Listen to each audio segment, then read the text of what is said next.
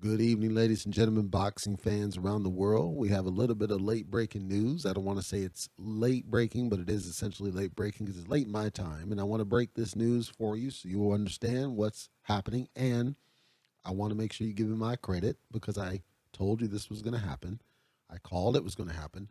I'll even tell you what episode it was that I called out this was going to happen for you so you can go back and listen to that episode and remember that I told you they were going to do this because this is how that all works. So, what am I talking about? What is Leicester talking about? What I'm talking about is the much touted fight between Gervonta Tank Davis and Raleigh Romero that was supposed to happen a while ago, remember? And then Raleigh Romero had some chick come out of nowhere and start accusing him of all sorts of stuff. So then Raleigh has to back out of the fight. Tank has to fight Isaac Cruz. Of course, Isaac Cruz gives him all he can handle because he's a late replace. And as we see, late replace, it's always difficult for guys to deal with late replace fighters. That fight still told us some things. It told us that, hey, look, we've got something here with Isaac Cruz, and PBC has been milking that. They've been going after it, going for it, going as much as they can, using as much as they can of it. And so now, fast forward, and after Isaac Cruz, people have been calling out Tank Davis. They think that he's a soft touch. They think that Isaac Cruz is a bum. There were a couple of people that called Isaac Cruz a bum, said he has no chance, and against anybody in the top levels of the division, even though he took basically the top guy in the division in terms of style, skill, and draw. Let's be clear. The top guy in the division on those terms took him all the way to the limits, and we don't know that anybody else could have done the same thing. Now, when I talk about this, ultimately, what happened way back when this was initially announced, people were saying, okay, good, Raleigh's done. He's finally going to get his comeuppance, going to go to jail and all this. Did not happen. They did an investigation. After the investigation, the investigators couldn't find any evidence that they were to legitimize what this chick's claim was. And remember, I said that was going to be the case. I specifically said, unless you're coming with some evidence, it's going to be really hard to prove a case to the point that these guys are going to take this fight off the table. It's a big fight. It's a grudge match. They know it sells. Both guys have big mouths. It's the kind of fight that's going to draw money, regardless of what you think about either guy. So that fight's apparently now back on schedule because the WBA has ordered that title fight now. They want Raleigh Romero as the mandatory. So regardless of all the accusations and all that stuff I told you, it wasn't going to matter. Business came first. Money came first. And now they're saying, nope, Raleigh's the mandatory. We want that fight to happen. Start doing negotiations. You got 30 days. Figure it out. So essentially they're forcing them to go in agreement. And of course, because they had already agreed to fight before, this should not be too hard. Both guys are under Mayweather Promotions.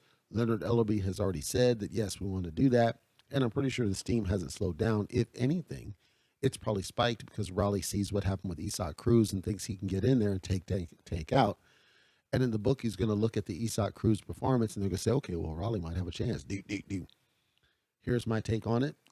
Once this fight gets signed, and hopefully there's not another chick coming out accusing Raleigh of something again, and hopefully Raleigh doesn't show up in his pimp uniform, but once this fight gets signed and we move it forward, my call is still on Tank Davis, not because Raleigh's not any good, but because Raleigh, I don't think he's going to be able to catch Tank like he thinks he can, because the difference is Isaac Cruz, stylistically, is a completely different fighter than Raleigh Romero. Raleigh Romero depends on you making a mistake.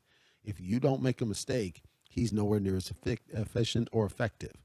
Tank Davis doesn't need you to make a mistake. He's able to trap you into a mistake, which is something that people take for granted about him. He's able to trick you into making mistakes.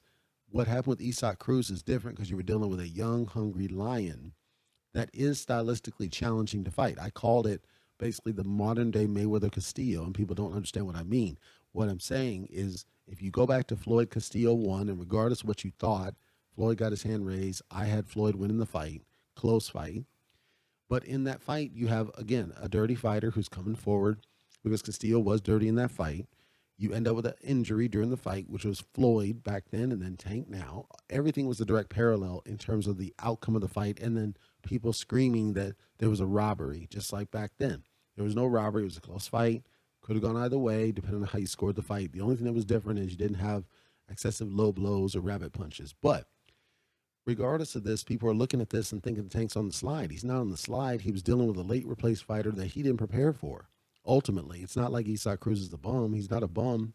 And when you're a late replace, it's harder to get ready because you were training for somebody totally different. Stylistically, they're not even close. So to me, once this fight gets signed, I still lean Tank Davis because I think Tank's going to be too talented for Raleigh. It's not about power, I don't think. It's about skill, talent, boxing skill. Now, because it's a grudge match, we don't know how the emotions are going to play a factor in the fight. Whether these guys are just going to go and throw for the fences, we don't know any of that yet. What we do know is that it's going to be an exciting fight regardless. The fans are going to dial in, and it's going to sell major tickets, and it's going to get eyes on the product. And that's always a good thing. And then, of course, if Raleigh does manage to pull off the upset, of course, guaranteed Ryan Garcia is going to be calling him out immediately after that because Ryan's trying to come back, and he's talking about, as people online call him crying Garcia because he's talking about his emotional issues and everything else. So he's going to be back in the mix. We still need to sort out what's going to happen with CM Punk Kambosos and whether he's going to fight Loma or Haney. People are now coming around to what I said, which is he really should fight Lomachenko, not Haney, because I think Haney is an easy work for Haney win. I don't want to see that yet. I want to see Loma get the shot he deserves against Kambosos out in Australia, and let's see if Loma's really on the slide or if Kambosos is really that good. Let's solve that mystery first. It's a bigger money fight. It helps Kambosos get more notoriety so that if Kambosos pulls out the win, it's a bigger fight when he fights Haney because Haney's not a draw. That's what I got for you here. Tank Davis and Rolly Romero is back on, folks, and we don't have a date yet, but 30 days. They have to figure something out. Otherwise, it goes to a purse bid because Raleigh is the mandatory. This is a lightweight ordered by the WBA. Tune in, and I'll give you any updates as I get them.